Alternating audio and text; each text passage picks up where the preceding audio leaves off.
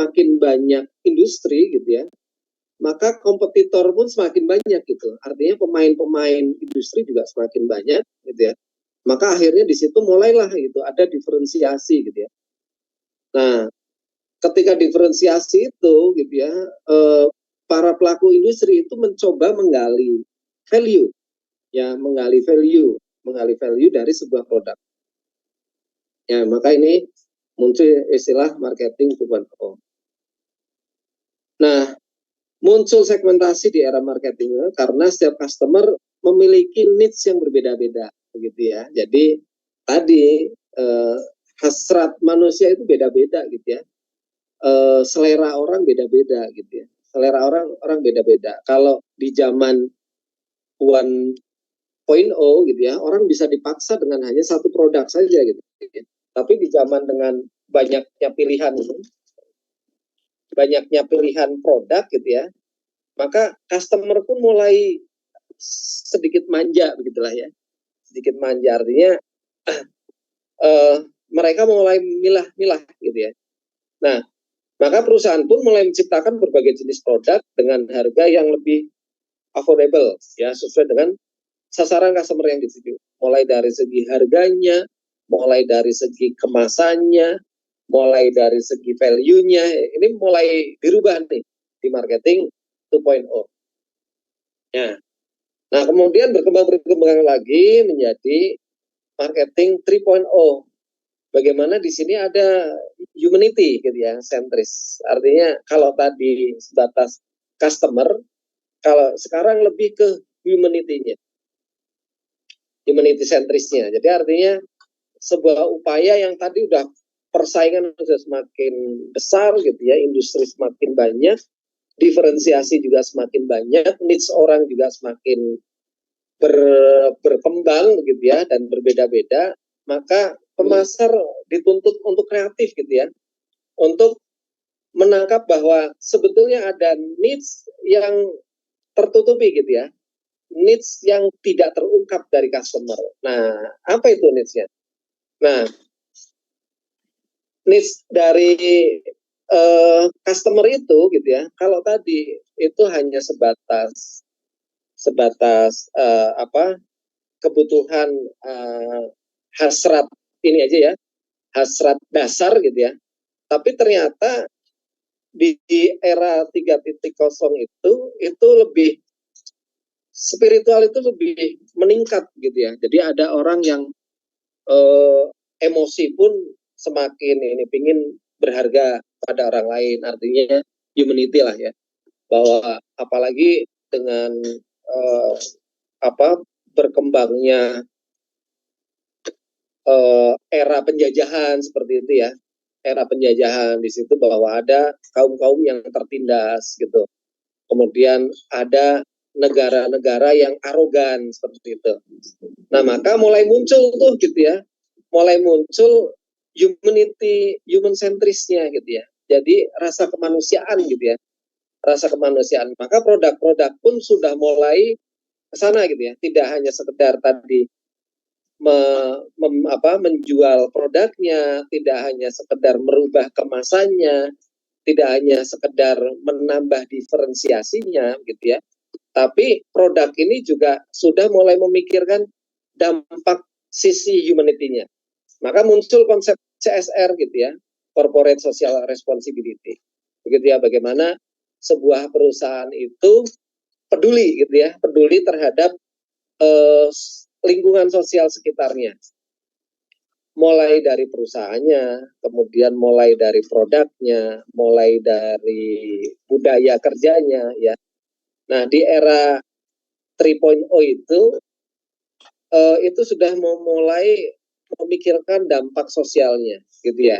Jadi artinya mungkin teman-teman bisa sering melihat iklan-iklan yang sudah tidak memunculkan produknya gitu ya. Iklan-iklan itu sudah tidak memunculkan produknya, tapi lebih menyampaikan tentang pesan sosialnya gitu ya. Misalkan seperti iklan Aqua begitu ya, Aqua itu bisa mengaliri, bisa dari setiap pembelian ini bisa menginikan lagi tentang air jernih gitu ya di pelosok-pelosok desa seperti itu. Atau mungkin yang sering kita lihat adalah iklan-iklan rokok gitu ya. Iklan rokok sudah tidak memunculkan tentang produknya lagi gitu ya. Sudah tidak memunculkan tentang diferensiasinya lagi, tidak memunculkan tentang kemasannya gitu. Tapi memunculkan tentang value-nya tadi. Iklan rokok tiba-tiba iklannya sepak bola gitu ya. Terus ini kemiskinan gitu, pendidikan kayak gitu. Tentang apa kepedulian sosial gitu ya. Nah, di era marketing 3.0 itu orang lebih ini ya ke sana, human centris ya, gitu ya. Nah, maka ini disebut nih dari era 1.0, 2.0 dan 3.0 itu era marketing tradisional ya. Bagaimana di situ itu dulu dikenal dengan pola, jadi customernya itu dulu dikenal dengan pola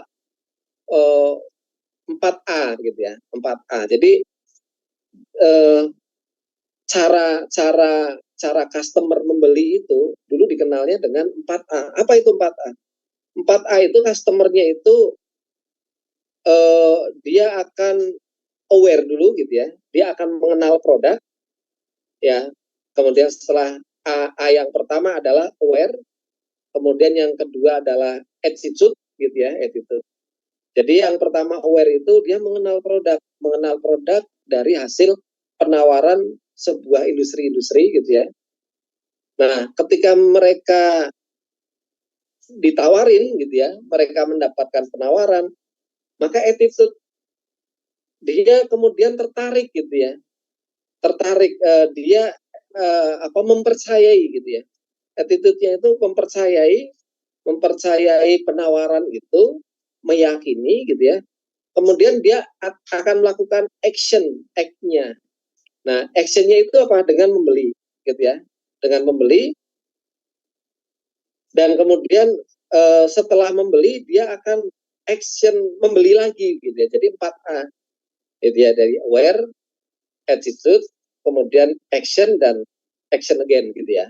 Dengan 4A. Jadi pola-pola era marketing tradisional adalah pola customer-nya juga masih 4A itu. Nah, kemudian di era mulai dari marketing 4.0 ini itu mulai ada perubahan gitu. Maka tadi disebutnya dengan revolusi gitu ya, revolusi industri gitu ya, revolusi marketing ya. Bagaimana di sini sudah ada perubahan gitu ya. Nah, ini tuh ini kan dari kehadiran dunia digital gitu ya. Kemudian mengubah landscape marketing dan memunculkan kehadiran era baru, yakni marketing 4.0. Nah, apa itu gitu ya? Nah, marketing dalam era 4.0 gitu ya, itu berbicara mengenai pemasaran yang dalam konteksnya dunia digital ya, online dan offline gitu ya.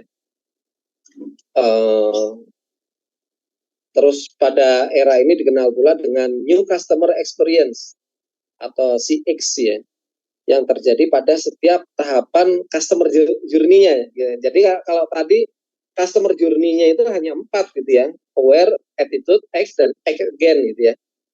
Nah, kalau yang ini pada era 4.0 itu customer journey-nya berubah. Nah, berubahnya seperti apa? Di customer journey di era 4.0 gitu ya, itu dikenal dengan istilah 5A gitu ya. Kalau di bukunya Pak Herman, nah ini nih, ada ini ya, customer journey. Nah ini ada wow selling nih, nanti teman-teman bisa baca lah ya. Kelihatan nggak? Nah, ya, jadi cara baru konsumen di era 4.0 itu sekarang dikenal dengan istilah 5A. Apa itu 5A? Tadi aware gitu ya. Jadi ketika, nah ini ya, aware. Tahapan aware berbicara mengenai bagaimana customer mengenal suatu produk atau brand. Jadi di tahapan aware ini gitu ya, customer itu mendapatkan info, mendapatkan produk gitu ya, mendapatkan info seperti di beberapa pertemuan yang lalu gitu, bahwa orang akan ngeh gitu ya setelah dalam penelitiannya setelah berapa itu mendapatkan berapa kali penawaran? 7 kali. 7 kali, betul, 7 kali gitu ya. Jadi itu baru ngeh. Kalau di era-era dulu mungkin 1 kali juga orang baru, oh, woi, penawaran apa nih gitu. Kalau sekarang enggak, ya. Kalau sekarang itu penawaran orang dia baru ngeh gitu ya, baru ini setelah dia akan mendapatkan minimal 7 kali penawaran gitu ya. 7 kali informasi. Nah, tahapan aware gitu ya, bagaimana. Nah, ternyata nggak sampai di situ gitu ya, nggak sampai dia tahu dulu gitu ya. Ketika mengenal sebuah brand, mengenal sebuah produk, kemudian di era customer di era sekarang gitu ya, yang lebih dikenalnya dengan society 5.0 gitu ya, itu kemudian setelah mengenal customer journey-nya itu nanti ada tahap appeal ya, ketika customer ini mulai tertarik ya. Jadi tadi sekarang itu nggak mudah tertarik gitu ya, setelah 7 baru tuh appeal-nya itu tergali gitu ya, bahwa customer itu mulai tertarik. Nah, tapi tidak langsung action gitu ya. Di era sekarang itu nggak langsung action. Nah, dia akan berusaha untuk tanya dulu gitu. Cari-cari dulu tuh. Setelah, oh, saya mendapatkan informasi produk ini, saya mulai tertarik, nggak langsung action, nggak langsung beli, tapi tanya dulu tuh. Lihat reviewnya gitu ya, lihat ratingnya gitu. Mencari di ini, kita bisa nanya ke siapapun. Saya mau beli produk ini gimana gitu ya. Nah, customer itu akan berusaha mencari tahu gitu ya, lebih gitu mengenai brand yang terkait. Gitu ya. Nah, baru kalau dia sudah merasa yakin, baru dia melakukan action gitu ya. Bagaimana di sini sudah berhasil meyakinkan, mereka nanti akan action. Nah, di tahapan berikutnya setelah mereka beli action, nanti ada tahapan advocate gitu ya. Advocate. Jadi, nah ini catatannya apa? Catatannya jika customer puas gitu ya. Ketika customer puas itu nanti mereka akan menjadi pembela kita. Nah, maka di sini juga selain tadi pola customer journey-nya di era society 5.0 gitu ya, atau society-nya 5.0 tapi marketingnya adalah 4.0 gitu ya, itu juga konsumen itu juga menemukan cara berekspresi yang baru gitu ya. Jadi satu sisi sekarang tantangan sekarang itu customer itu untuk mengakuisisi sebuah konsumen itu butuh perjalanan yang panjang, tadi customer journey-nya gitu ya, customer journey yang panjang. Namun di sini juga ada tantangannya. Tantangannya apa? Dengan ekspresi dari customer itu di era sekarang juga semakin pelik begitu ya, semakin pelik ya. Nah, bagaimana ekspresi ini ya? Nah, pada era 4.0 juga customer berpindah-pindah tuh, berpindah-pindah. Jadi kita bisa online, bisa offline juga gitu ya. Jadi ketika orang mencari sebuah produk, mencari itu, dia dapat dari online, dia juga butuh verifikasi offline-nya juga, bahwa ini tokonya ada atau enggak gitu ya. Ini saya punya pengalaman ya dulu, ada customer dari Banyuwangi waktu itu, dari Jawa Timur. Banyuwangi, terus kemudian dia order lah gitu ya, order ke kita, dulu secara ketemunya juga secara digital gitu ya, dapat nomor kontak juga dari web gitu. Kemudian ternyata dia ngecek juga gitu ya, ngecek juga fisiknya, ngeceknya nggak datang fisik tapi melalui Google Map gitu ya, Google Earth ya. Dulu Google Earth itu, oh ini tempatnya ini, oh ada dilihat fotonya tahun berapa gitu ya. Artinya mereka juga butuh konfirmasi offline-nya gitu ya, bahwa ini juga. Nah di era ini belum berbicara tentang artificial intelligence ya, AI-nya belum. Nah artinya, nah saya ingin menjelaskan tentang bagaimana orang berekspresi gitu ya, berekspresi, konsumen berekspresi itu. Nah, ada 5, kalau di sini ini di buku selling ini ya, di buku selling ini ternyata ada 5 orang berekspresi gitu ya di era sekarang itu. Ekspresi yang pertama ini gimana? Ekspresi yang pertama adalah ekspresi yang gitu ya, yang kecewa gitu. Atau kalau teman-teman beli sesuatu atau apa gitu ya, itu di rating 1, bintang 1 gitu, bintang 1. Nah itu sebuah ekspresi customer mudah seperti itu. Kalau zaman dulu orang kecewa mungkin ya sudahlah tinggal aja. Kalau sekarang enggak. Sekarang kalau orang kecewa dia pasti akan meninggalkan jejak. Apalagi tadi kalau ratingnya itu bisa sampai 1. Itu kalau rating 1 itu udah pertandanya apa? Kecewa berat gitu ya. Kecewa berat. Nah, kalau kecewa berat ini si customer itu nggak hanya sekedar menerima produknya gitu ya. Wah, tapi dia akan komplain gitu ya, akan komplain habis-habisan, kemudian dia juga akan menuntut gitu ya, akan menuntut, kemudian dia juga akan melakukan bad campaign gitu, campaign yang jelek, kemudian nggak cukup, mereka akan di-ban, akan di blacklist gitu ya. Jadi ini sebuah ekspresi di era 4.0 itu ketika misalkan pelayanannya kita jelek atau apa gitu ya. Ya, pelayanan kita jelek atau apa, maka orang akan berekspresi seperti itu ya. Jadi nggak hanya sekedar ini saja, nggak hanya sekedar menerima kecewa saja, tapi mereka akan menuntut gitu ya. Sebentar ya.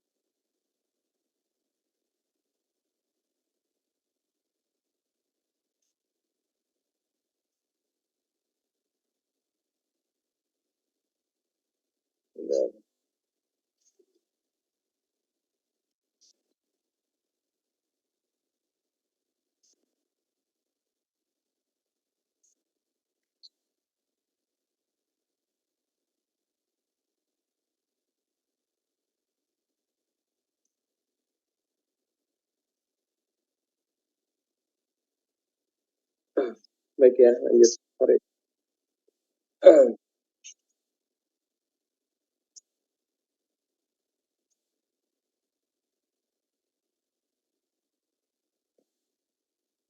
Ya, jadi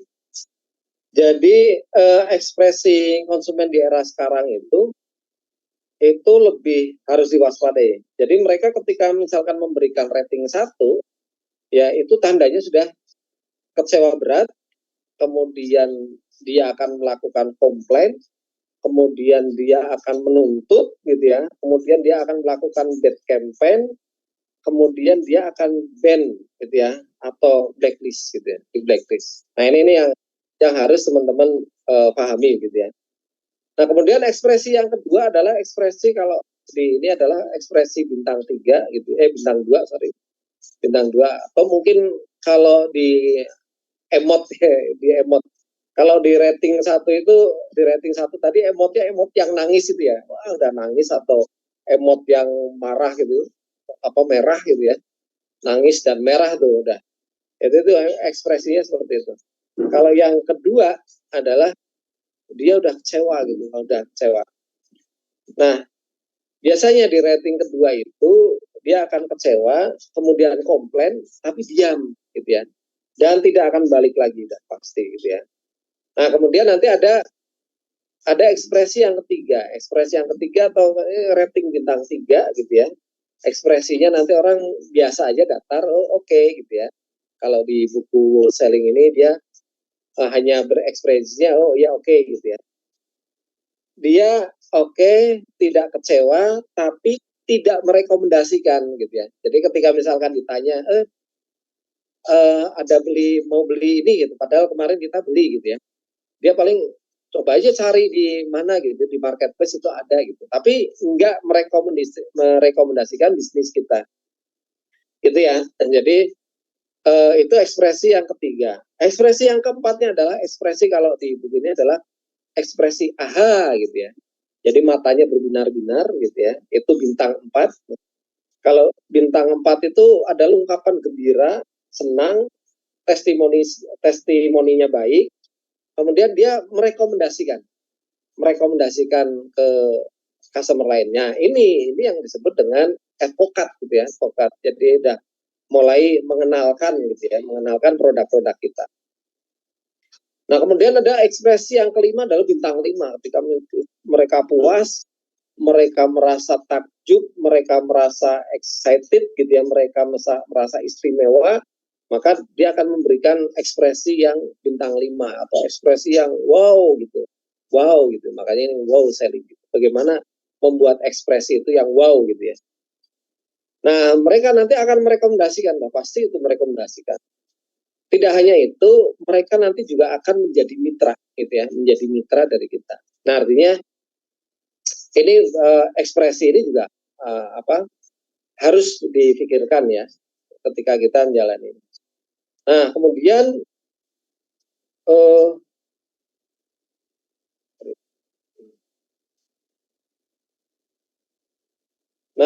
di perjalanan ke depan nih, sekarang kita sebetulnya memasuki di era marketing 5.0 gitu ya. Bagaimana di sini ini nanti ada sebuah teknologi gitu ya. Nah, marketing 5.0 gitu ya, yang berbicara itu mengenai teknologi yang jauh lebih advance lagi gitu ya. Pergerakan ke arah marketing 5.0 ini didorong oleh 5 tren besar gitu ya. Apa yang mendorong ini? Ya, yang pertama adalah bahwa jumlah generasi digital saya sekarang itu udah besar gitu ya. Jadi nanti teman-teman itu akan menghadapi sebuah generasi digital gitu ya. Generasi yang begitu besar gitu ya. Orang akan banyak berinteraksi dengan gadgetnya mereka gitu ya. Kemudian ini juga mengadopsi page digital ya, lifestyle. Jadi apa itu page digital? Page digital itu antara penggabungan antara fisik dengan digital gitu ya. Jadi lifestyle yang fisiknya. Kemudian ada dilema digitalisasi, dampak positif dan negatifnya. Kemudian perkembangan teknologi yang kian matang, semakin kesini semakin bagus gitu ya. Kemudian simbiosis antara manusia dengan teknologi yang tidak bisa dipisahkan. Nah, artinya ini yang nanti akan mendorong bahwa sekarang itu di era 5.0 gitu ya. Kemudian ada teknologi keberlanjutan, kemudian dengan new customer experience-nya gitu ya. Jadi customer baru gitu ya. Nah, pada era ini optimalisasi bisnis dapat tercapai jika perusahaan mampu memanfaatkan teknologi untuk kepentingan kemanusiaan, humanity-nya. Nah, artinya ini menjadi tantangan teman-teman gitu ya. Ketika misalkan teknologinya sekarang berkembang, bisa membantu interaksi dengan customer, bisa meningkatkan kepedulian gitu ya. Ini nanti bisnisnya akan semakin optimal. Kombinasi antara kekuatan teknologi dan manusia harus ditopang bersama. Hal ini disebut dengan istilah next technology atau bionics ya. Artinya teknologi yang maju selalu mencoba meniru manusia. Karena manusia adalah makhluk yang paling misterius. Manusia memiliki pemikiran, kreativitas, leadership, dan lain-lain yang tidak mudah untuk direplikasi ke dalam bentuk teknologi. Nah, maka sekarang AI gitu ya misalnya. Ini mencoba meniru bagaimana otak manusia itu bekerja gitu ya. Nah, artinya ini tantangan di era marketing 5.0 gitu ya, bagaimana kecerdasan itu sudah tidak lagi ini gitu ya, karena sudah banyak tiruan ya, kecerdasan ini apa sudah banyak yang tidak original gitu ya. Original ini artinya ini menjadi tantangan gitu ya.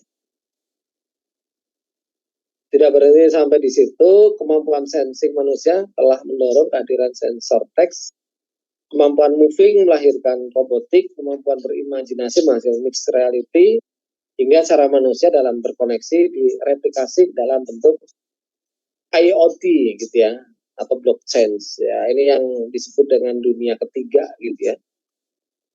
Sedangkan new customer experience berbicara mengenai jejak customer di setiap tahapan 5A-nya yang bisa berguna-guna, entah dari kanal online ke offline atau sebaliknya ya. Nah, jadi ini artinya tantangan ke depan itu di 5.0 itu gitu, bahwa customer journey-nya masih tetap di 5A gitu ya. Jadi orang tidak semerta-merta sekarang itu mudah percaya gitu ya. Ketika misalkan kita melakukan penawaran, mereka nanti ketika tertarik itu akan bertanya dulu gitu ya. Bertanya dulu, kemudian setelah bertanya, melihat ini segala macam, mereka baru melakukan action gitu ya. Setelah action, ketika mereka merasa puas gitu ya terhadap penawaran yang diberikan, terus kemudian ini, maka mereka nanti akan menjadi advokat gitu, pembela dari teman-teman. Itu ya. Dengan menggabungkan next teknologi dan new CX, maka customer experience akan semakin efisien, meaningful, dan bisnis Anda dapat meningkatkan value lebih bagi para customer. Nah, itu ya. Jadi di marketing nanti 4.0 itu adalah teknologi yang tadi menggabungkan lagi gitu ya, antara teknologi dengan humanity gitu ya. Nah, ketika kita tidak hanya sekedar menjual produk gitu ya, tetapi kita harus aware gitu terhadap teknologi, juga terhadap pesan. Nah, ini yang disebut dengan revolusi marketing gitu ya. Jadi revolusi marketing itu tidak hanya sekedar tadi hanya penawaran saja gitu ya, tidak hanya sekedar penawaran saja, tapi bagaimana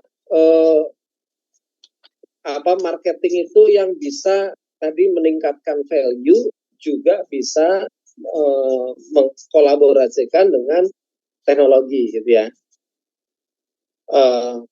Nah, maka tantangan berikutnya adalah bagaimana kita tadi menciptakan penawaran-penawaran yang selain bisa meningkatkan value, juga bisa mudah gitu ya, bisa sangat adaptif gitu dengan perkembangan teknologi. Terus kita juga bisa menciptakan penawaran yang tadi menghilangkan ketakutan gitu ya, bahwa 3 hal tadi ya, yang bagaimana naluri seorang manusia itu ada 3 gitu ya, naluri bako, goriza bako gitu ya, goriza nau gitu ya, rasa sayang, atau goriza tadayun gitu ya, spiritual. Nah, itu mungkin ya teman-teman. Sampai di sini ada yang mau ditanyakan? Silahkan.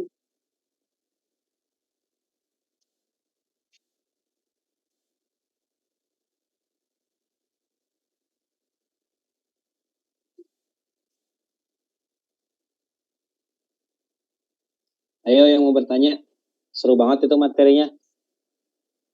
Kalau bagi yang sudah terjun ke dunia bisnis, pasti banyak pertanyaan nih Mas.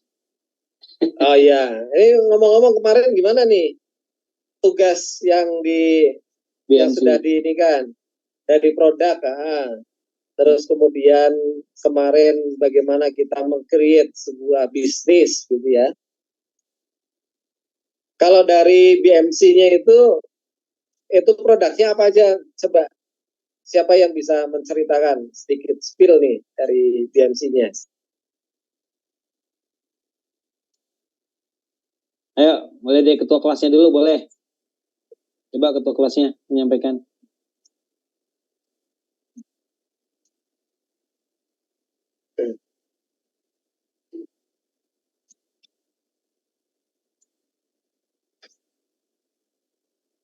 Siapa ketua kelasnya?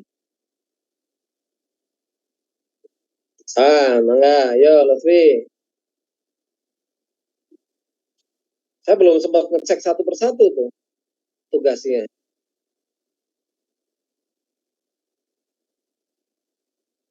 Ini Lutfi ini salah satu yang paling rajin Mas Adi di Google Web. Saya ngecek itu, saya ngecek di UTS itu ada 3 tuh dengan judul yang sama dengan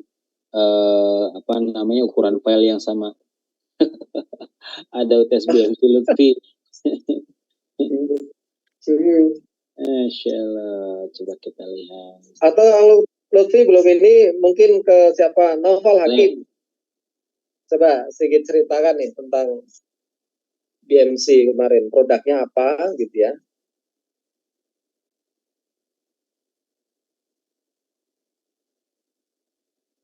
Dengar, Pak.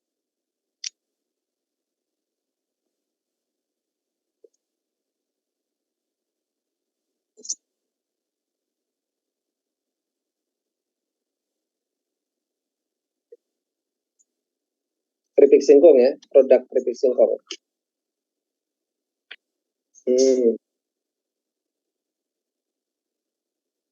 Brandnya apa itu?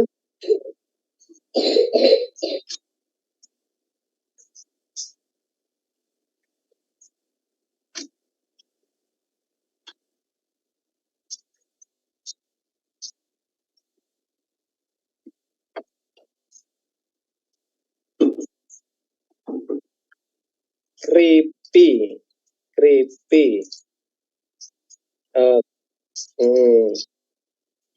Nah, customer segmennya siapa itu?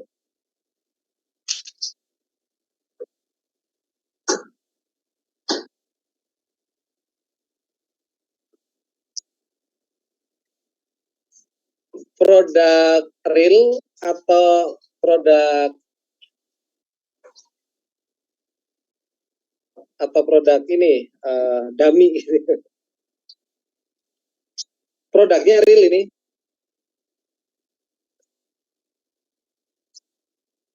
Masih dalam kembangan. Artinya pengemasannya pun juga sudah ada gitu.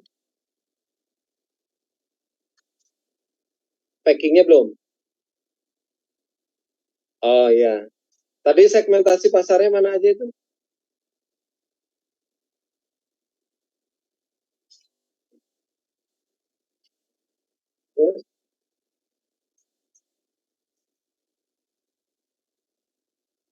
Pecinta 9 lokal. Sebentar, 9 lokal. Nah, tadi tamu wisata. Ini korelasinya gimana nih? Tamu wisata. Artinya kenapa memilih segmentasi mahasiswa? Apakah itu karena segmennya itu karena tergantung area gitu ya? Ini juga harus teman-teman juga nanti harus pahami. Segmentasinya itu, segmentasi ini mahasiswa siapa dulu nih? Apakah mahasiswa UPI gitu? Ataukah bisa mahasiswa seluruh mahasiswa, misalkan bisa UPI, Unpad, ITB begitu ya, Unisba. Nah, ini juga harus spesifik gitu ya. Ataukah teman-teman segmentasi pasarnya berdasarkan lokasi gitu ya? Dijualnya nanti untuk di Geger Kalong begitu ya, di mana di Geger Kalong itu ada mahasiswa, ada cemilan lokal gitu, tamu wisata gitu. Nah, ini kan sebuah segmentasi yang berbeda nih antara mahasiswa dengan tamu wisata. Kenapa berbeda? Karena kalau tamu wisata itu dia hanya temporari gitu ya. Dia hanya mengunjungi suatu tempat, itu tidak captive ya, artinya tidak terus menerus gitu ya, dia hanya sesekali gitu ya. Yang ini sangat untuk mendapatkan jejak mereka itu sangat susah. Nah ini nih, makanya nanti teman-teman harus nih. Nah, dari mahasiswa. Kira-kira mahasiswa apa itu gitu? Mahasiswa apa itu, Kang Noval?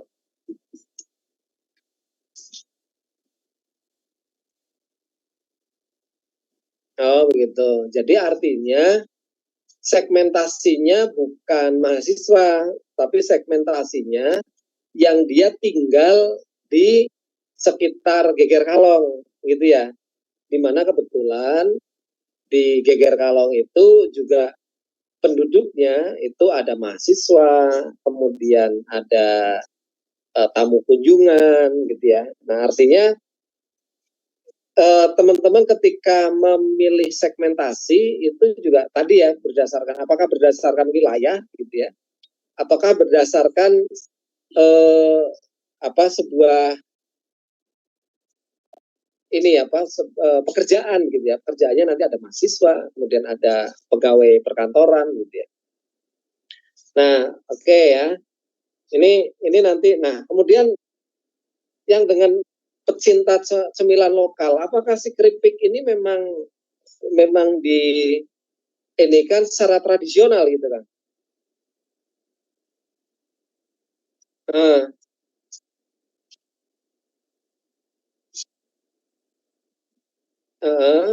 Singkongnya gitu ya. Nah, cemilan lokal artinya apakah bisa menjamin gitu ya bahwa artinya kalau seorang pecinta cemilan lokal kan biasanya lebih ke, kalau kemarin sempat saya ini kan ada 9 value ini ya, unique selling proposition gitu ya. Itu ada sebuah value yang disebut dengan daerah begitu ya. Daerah. Artinya apa daerah, misalkan nih kayak original kayak gudeg gitu ya. Gudeg itu adalah khas daerah Jogja gitu ya. Nah, ketika misalkan gudeg ini dibawa keluar daerah itu juga harus mencantumkan itu gitu ya, misalkan gudeg Jogja. Nah, begitu juga dengan ini cemilan lokalnya lokal yang mana dulu gitu ya. Lokal yang mana dulu gitu ya.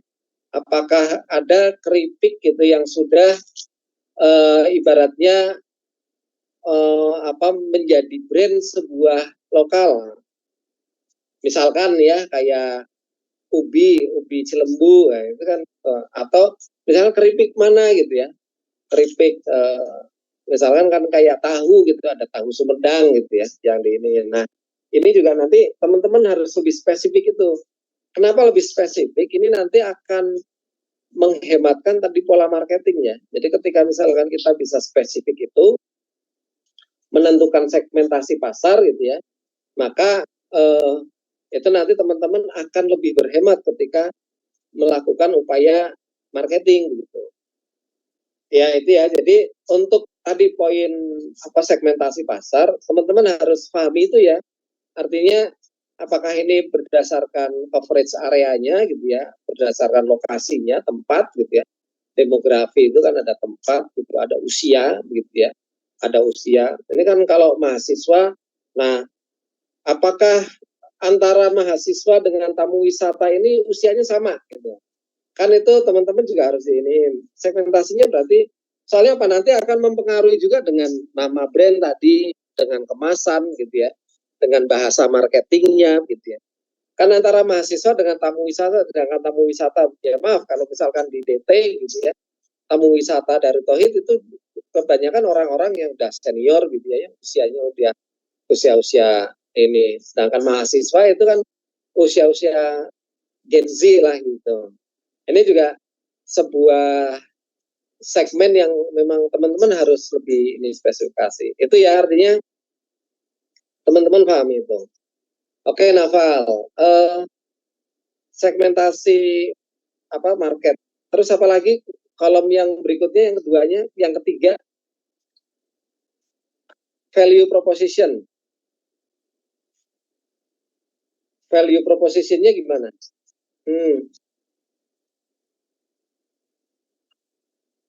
Dari harga ya. Oke, terus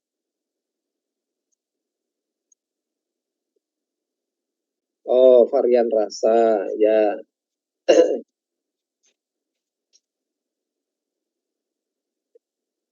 Kemasannya menarik.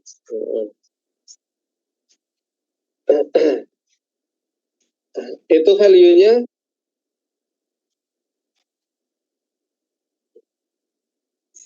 ya. Nah, nanti di value ini juga tadi ya, harga ini biasanya tidak masuk ke dalam sebuah value gitu ya. Kalau harga murah itu kalau kita lihat itu sebetulnya bukan value gitu. Nah, nih, coba.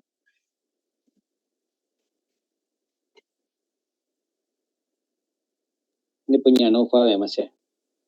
Ya. Noval ya, coba bisa jadi... diperbesar ya. Oke, sebentar. Ini saya yang kecil. Nah. Oke. Value proposition. Ya. Value proposition. Ini bagus dan enak. Harga terjangkau. Nah. 9 praktis. Nah.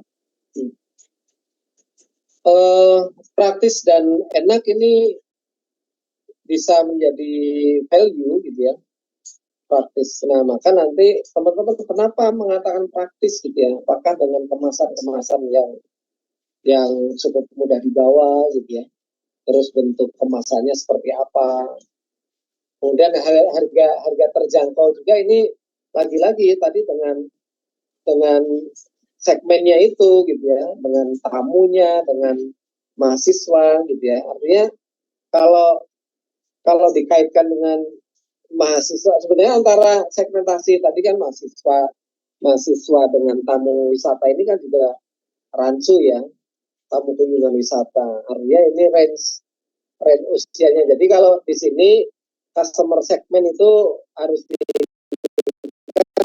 range usianya, range usia, terus kemudian range usianya berapa, gitu ya. Kalau pecinta cemilan lokal itu kurang begitu spesifikasi gitu ya, kurang begitu spesifik gitu ya, cinta cemilan lokal. Nah, kemudian tadi value-nya tersedia berbagai varian rasa, original, pedas, gurih, manis. Ini juga teman-teman nanti harus dijabarkan lagi gitu ya. Original itu seperti apa? Misalkan original itu diolah gitu ya, secara secara organik misal gitu ya. Diolahnya secara organik misalkan gitu ya. Nah, misalkan diolahnya secara organik, terus kemudian nanti teman-teman mencantumkannya lebih spesifik lagi ya, artinya tadi value proposition, terus kemudian structure cost-nya gitu ya, terus kemudian key partnernya itu seperti apa gitu ya. Kalau yang saya baca tadi itu masih sangat general gitu ya, masih belum mengerucut gitu. Ya, mungkin nanti kami akan cek satu persatu ya dari BMC-nya itu.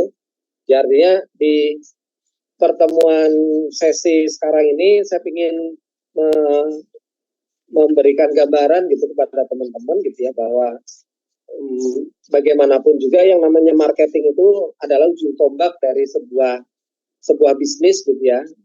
Nah, maka tadi teman-teman ketika misalkan teman-teman memiliki produk gitu ya, memiliki produk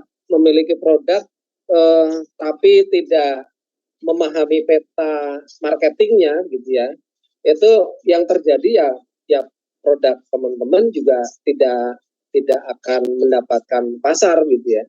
Artinya produk kita bagus tapi belum tentu laku begitu. Nah, maka bisnis yang bagus kan adalah produknya laku, juga produknya bagus gitu ya. Jadi artinya bagaimana cara mengakuisisi customer-nya ini, teman-teman tadi harus bisa memahami dulu gitu ya, peta customer kita sekarang ini seperti apa. Ya baik, karena mungkin waktunya sudah cukup ini ya, jam 9. Gimana Pak Izan, ada yang mau ditambahkan? Ya, baik. Alhamdulillah saya sudah mulai ngecek kembali Mas. Ini alhamdulillah teman-teman untuk pembelajaran awal pembuatan PMC sudah cukup baik ya saya pikir ya. Ini menjadi modal betul, apalagi tadi dengan materi hari ini kalau menurut saya sih ini daging banget itu pembeda antara marketing 1.0 sampai 5.0 segala macam ini bisa menjadi landasan untuk pergerakan teman-teman untuk menjadi seorang entrepreneur sejati ya tadi. Apalagi dan menggabungkan dengan humanitarian, kemanusiaan segala macam pendekatan ke arah sana gitu ya Mas ya. Ini rasa-rasanya sudah punya modal yang lebih bagus nih untuk ke depan. Baik teman-teman, kalau sudah tidak ada pertanyaan lagi, mungkin sebelumnya saya kasih kesempatan lagi barangkali yang mau nanya boleh. Kalau tidak, saya pikir dicukupkan ya karena udah jam 9. Ya teman-teman silakan. Ada pertanyaan? Alicia boleh. Oh itu bertiga tuh, Silpa, Alicia, Weni. Bertiga. Malika sama Rahmawati berdua. Baik. Cukup kali ya kalau tidak ada pertanyaan ya. Baik. Cukup. Insyaallah nanti kita ketemu lagi di pekan depan di hari Senin ya untuk membahas lagi. Nanti insya Allah ada kejutan-kejutan berikutnya Mas ya. Kita akan pokoknya ikhtiarnya adalah yang terbaik lah karena kami berpikir ini ada sebetulnya dakwah bagian dari ikhtiar kita untuk bisa menyuarakan dan nanti endingnya ada bagaimana menghubungkan teman-teman yang memiliki kemampuan sebagai generasi muda memahami dunia marketing dan pendekatan-pendekatan keterbaruan itu dengan potensi-potensi produk yang dimiliki oleh para mustahik dan yang lainnya. Saya pikir ini menarik ke depannya. Baik, kalau sudah tidak ada, itu siapa Mbak Silva? Tadi dilihatin anaknya atau siapa? Baik. Kalau tidak ada pertanyaan, mari kita sama-sama tutup bersama pertemuan pada kesempatan malam hari ini dengan membaca Alhamdulillah. Rabbil alamin. Disempurnakan oleh Kafurul Majelis. Alhamdulillahirabbil alamin. Subhanakallahumma wa bihamdika asyhadu an la ilaha illa anta astaghfiruka wa atubu ilaik. Banyak delaynya ternyata. Baik, terima kasih banyak teman-teman ya. Semoga sukses berkah selalu Ya. Terima kasih. Ya, assalamualaikum warahmatullahi wabarakatuh. Waalaikumsalam warahmatullahi wabarakatuh. Istirahat. Lihat guys, lucu kan? Mirip. Naon? Mirip tak? Ayo kita dokumentasi dulu. Oh ya, boy. Aku mah tetap private ya, nggak mau muncul di mana-mana. Nanti kan aku mau menjaga Pak Yudi aja. Ji, ke mana Ji? Parah, kakak Cia belum juga jadi suami orang.